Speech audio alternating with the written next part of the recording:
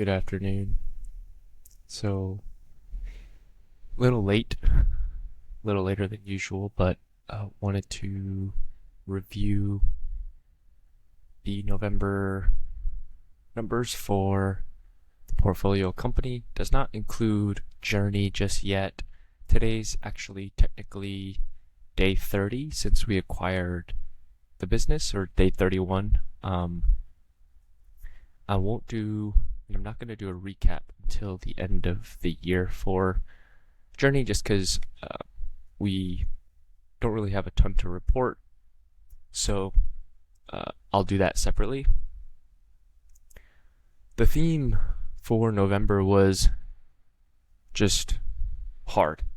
I think it's reflected in the net volume. It's reflected in the churn we specifically saw in Growth Bar. But overall, it was just a really difficult month. Screenshot and Sheetbest have been very steady. We can see that there was a slight decrease in MRR for Screenshot API. There was a pretty good uptick in MRR for Sheetbest.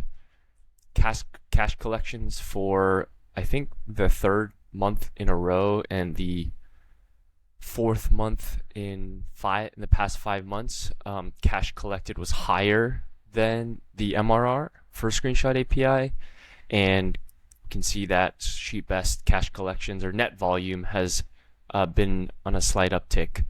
Analytics, at least from Stripe's net volume, did a little bit better comparatively than October, and again, it sort of stayed the same, stayed flat in terms of the MRR, sub 4K, and then with some of the residual effects of a product hunt launch that we did for Cold DM, the MRR has increased a little bit, and that's partially because we gave away the first month free for a lot of users, and some of them stuck around, so there was some value there.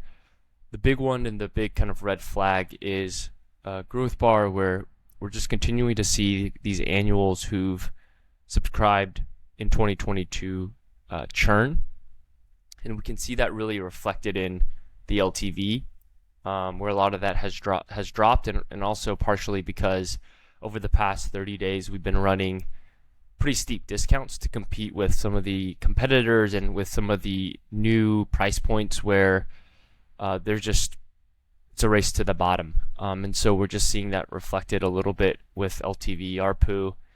We can see the churn was 30% with Growth Bar, and again, that's not the most accurate because in Stripe, churn is also reflected in free trials because of the way that it's tracked, but it's pretty clear based off of the trajectory, and we are now sub 400 paying customers for Growth Bar that were the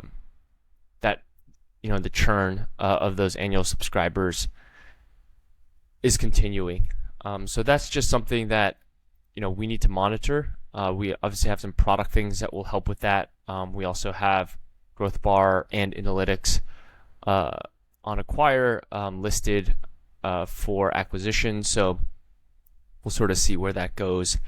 The one thing that I do want to point to with Growth Bar, we tested a couple things. We tested a $100 sponsorship.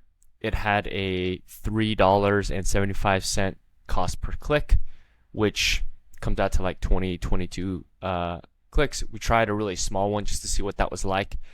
That cost per click number fared significantly better than the larger communities, where larger communities with hundreds of thousands of subscribers guaranteed, for example, 800 clicks, and we got 150. And so for those guys, we are negotiating how we rectify that, because they made guarantees, and I'm not gonna pay $5,000 for a cost per click of almost $30. But the experiment that we ran in November were these sponsorships and newsletters, and overall I would say the grade for that was an F. Very poor visibility, zero churn, and even for that one day, organic surpassed the traffic that it drove, 3, 4, 5-fold. So we won't try that again. It's still TBD on the Udemy course. Currently, it's showing that that course has 1,700 students. Obviously, they pay for the course and they may or may not, pay for Growth Bar, but that one just can take a little bit longer to get those students racked into the Udemy course. So that one is still TBD. And so we'll kind of figure out, where to go from there. We're waiting to do a product hunt launch for Growth Bar, maybe towards the end of the year in December. But at the end of the day, it was clear that November these marketing kind of activities were not successful. So overall, I mean, like I said, the theme, I felt like it was just hard and difficult. Sheetbest was sort of the only one that did and fared pretty well. Those $500 ads seemed to be doing a good job. Screenshot API saw a pause from one of the $175 per month customers in November. That we'll probably see the effects of that in December numbers, but again, it's fairly healthy, and I think there's some opportunity, low-hanging fruit opportunity there still. But so that was a bit of the recap. Again, I'll share a recap of Journey at the end of December, but that was just a walkthrough of November recap for Exo.